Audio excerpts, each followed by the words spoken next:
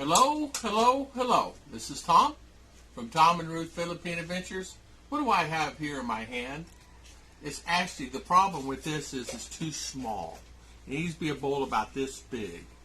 Jethro Bodine's ice cream.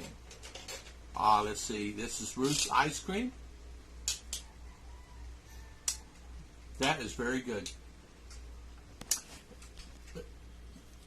It tastes like a very light. You know how you buy light ice cream? That's exactly what this is, light ice cream. Very good. Very creamy. Very delicious. I could eat 4 bowls.